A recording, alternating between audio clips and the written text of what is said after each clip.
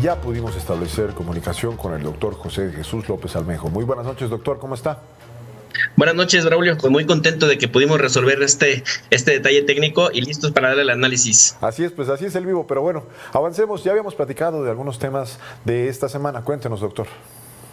Bueno, primero que nada, me parece que no podemos dejar pasar por alto lo que han estado haciendo diversos medios de comunicación, aparentemente premios Pulitzer, aparentemente de mucho prestigio,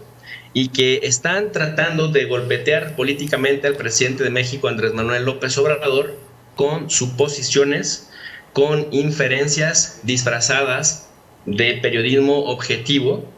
con el crédito o con el capital social que les da la proyección internacional que tienen, por haber también algunos de sus periodistas ganado premios Pulitzer, desde ProPublica, Deutsche Welle y ahora pues el mismísimo The New York Times, que prácticamente agarra información irrelevante, que no es noticia y que no muestra ningún tipo de evidencia probatoria que les permita correlacionar que López Obrador es presidente de México gracias a financiamiento ilegal del crimen organizado. Y casualmente se da, Braulio, en un contexto en el que viene el proceso electoral. Si bien es cierto que el presidente López Obrador y el presidente Joe Biden han tenido una relación cordial, por lo menos en las formas, también es cierto que hay una tensión latente en la relación México-Estados Unidos. Fíjate, decía Mario Ojeda, el clásico de la política exterior de México, para los internacionalistas que se meten, bueno, Mario Ojeda es un autor de referencia obligada, decía que en la relación México-Estados Unidos, México cedía frente a Estados Unidos en aquellas cosas que, siendo importantes para México, pero no vitales, fueran vitales para Estados Unidos y no solamente importantes. Y a la inversa también, Estados Unidos respetaba a México en el punto en el que para México fuera un tema vital, aunque solamente fuera importante para Estados Unidos. Entonces, en esa, digamos, en esa dinámica de estira y afloja, López Obrador ha colaborado con Estados Unidos, pero en el tema de la DEA, que está detrás, en el tema de la DEA, el presidente mexicano, me parece que como nunca antes, ha sido de los pocos que se han atrevido a hacer que rindan cuentas en nuestro país. De tal suerte, pues, que han estado jugando con la manipulación de la información para darle carnita a los opositores mexicanos, que suelen ser, Braulio, lo que en los pasillos de las universidades se conoce como vendepatrias, y que saben que suelen ser subordinados, siguen viendo hacia Estados Unidos hacia arriba y no lo conciben como un país con el que se tiene que plantar en condiciones de igualdad y sobre todo hacer valer la soberanía. Y me parece que hay algo con lo que ni ProPublica, ni Deutsche Welle, ni el mismo The New York Times ha tomado en cuenta, que la variable me parece más importante, pero que no se les había presentado antes, porque López Obrador es una especie de presidente atípico, que es muy querido, muy respaldado y muy popular por una base inmensa de mexicanos, y que eso dificulta que cualquier acusación en su contra, no sustentada profesionalmente, ni éticamente, ni bien argumentada, pues básicamente no lo despeinan. ¿Por qué? Porque a diferencia, por ejemplo, de Enrique Peña Nieto, que para estas alturas de su gestión ya no tenía ni siquiera 2 dígitos de aprobación de su gestión, o de Felipe Calderón, al que históricamente siempre se le va a señalar como el que detonó, el que abrió la caja de Pandora en materia de violencia y de criminalidad, o del mismo Vicente Fox, que fue la gran decepción en los años 2000 de la transición, y que después lo vimos haciendo campaña por Enrique Peña Nieto, configurando o dándole la razón a López Obrador con respecto a que eran el PRIAN y que jalaban para el mismo lado, y que lo vimos en tiempos de Peña Nieto también con el tema de las supuestas reformas estructurales, que era prácticamente poner servicios, medios, también poner todo esto, hidrocarburos, al servicio de los extranjeros, valga la redundancia. Y en ese contexto, bueno, no tenía legitimidad. La gente decía, bueno, legalmente es el presidente, pero legítimamente no había ese respaldo que, por ejemplo, tiene López Obrador. Cuando hay un presidente, un líder sin tanto respaldo, recordando que en términos beberianos la legitimidad es la percepción de un colectivo del derecho de alguien a ostentar autoridad en razón de que cumple con el deber ser,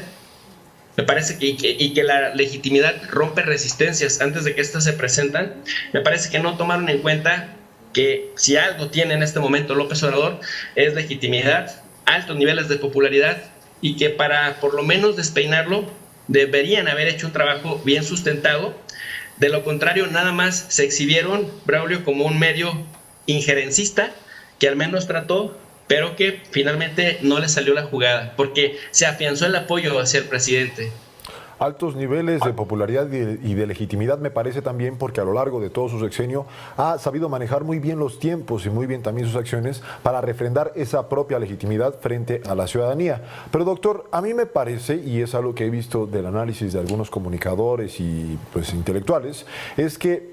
fallan en algo que a mí me parece que es de profundidad, y es ver estas publicaciones de Deutsche Welle, de ProPublica, de Inside Crime, hoy de New York Times, o bueno, de ayer de New York Times, y también hace unas semanas una de Latinus, como sucesos aislados. Sin embargo, sí me parece que no hay texto sin contexto y que importa el momento en el que salen estas publicaciones, la constante de que han sido publicaciones que han involucrado tres factores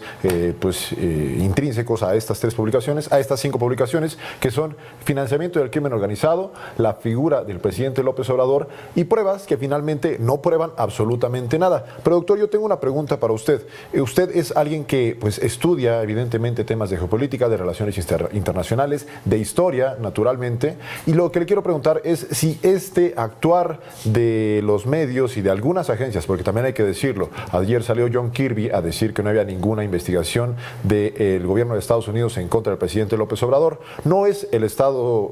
norteamericano, no es Estados Unidos, es una parte de una agencia, en este caso de la DEA. ¿Este actuar a través de los medios de comunicación es atípico? ¿Es la primera vez que ocurre? ¿O podríamos decir que ha ocurrido en otras ocasiones? Definitivamente es el pan de cada día. En la anglósfera, la cultura política siempre lleva por delante el divide y vencerás. Y una manera de dividir es generar una opinión pública adversa desde medios globales o desde medios con alcance global, como en este caso el de New York Times, y que además tienen cierto prestigio para un segmento importante, por lo menos del público al que quieren dirigir su reflexión. En ese sentido, se acompaña, Braulio, de la socialización de una idea, para que cuando después se dé un paso más adelante, la gente tenga un antecedente registrado en la mente, en la cabeza. Y mira, por ejemplo, me refiero a la lista Angels, porque preguntas si es la primera vez, que es una lista que publica Estados Unidos anualmente con respecto a funcionarios corruptos de Centroamérica, a los que, como son diputados, senadores, asambleístas, miembros de gabinete, e incluso secretarios particulares de presidentes o presidentes mismos, empiezan por negarles la visa. Primero empiezan por desprestigiarlos, porque cuando te dicen, ya te vamos a negar la visa, quiere decir que Estados Unidos ya juzgó y ya ejecutó una sentencia, y el castigo es, te niego la visa. Pero si después, cuando dejas el cargo, tiene pues una cola más larga que se le pueda pisar, terminan como pasó con Juan Orlando Hernández, de allá de Honduras. Ajá. Y que bueno, después hemos visto que personajes como Jan Matei de Guatemala pueden seguir esa misma ruta. Entonces, aquí algo que es bien importante, que el presidente López Obrador ha planteado también en la mañanera, es el ver si es de lo que resta de su sexenio va a seguir esta línea. Entonces, bueno, pues dejar las cosas en claro con respecto a quién es quién, y estos conflictos de interés, Braulio, decíamos, de medios de comunicación o de supuestas organizaciones no gubernamentales, pero que finalmente sí reciben dinero del gobierno de Estados Unidos, porque no solamente es de una parte, ¿no? La USAID es el gobierno de Estados Unidos, y por otro lado también el tema de, por ejemplo, Inside Crime, ¿no? En su lista de patrocinadores tiene, por ejemplo, a Open Society, sí, que está vinculado a otros intereses de desestabilización política en otras latitudes del planeta. Entonces, no descontextualizar esto va a ser bien importante, porque finalmente el que paga manda, y entonces hay que ver los intereses del que paga para entender entonces las consecuencias de cómo se comportan aquellos a los que financia y cuál es la línea editorial en ese sentido, Braulio. Doctor, también en este último texto, que no me parece que sea un reportaje que publique el New York Times, a pesar de que alrededor de las 500 palabras de haber iniciado, reconocen que las pruebas que han presentado no tienen sustento, que generalmente llevan a caminos, a callejones sin salida, donde no hay ninguna prueba que sustente los dichos. Al final hay un párrafo que me llama mucho la atención en el que hablan sobre que el gobierno de Estados Unidos desestimó esas investigaciones por no tensar la relación bilateral entre Estados Unidos y México. Usted, como experto en relaciones internacionales, ¿cómo lo ve? ¿Cree que existe esa posibilidad o que en realidad pues, no haya materia para esta investigación? Me parece que no hay materia para la investigación, pero el simple hecho de que algo suene, el simple hecho de que se le dé a entender algo, sobre todo a aquellos sectores que están descontentos con el presidente y que le apuesten a que sea cada vez más creciente al ver que los actores políticos mexicanos no levantan porque no tienen un discurso bien articulado que se pueda presentar como una alternativa. Entonces venimos a ver el terreno de lo sucio, ¿no? Y si incluso fuéramos un poquito mal pensados, Xóchitl Gálvez recientemente se fotografió en una bicicleta entrando a las oficinas del The New York Times. Entonces, desde ahí se desvirtúan, intentan operar como lo hacían anteriormente con otros mandatarios, pero se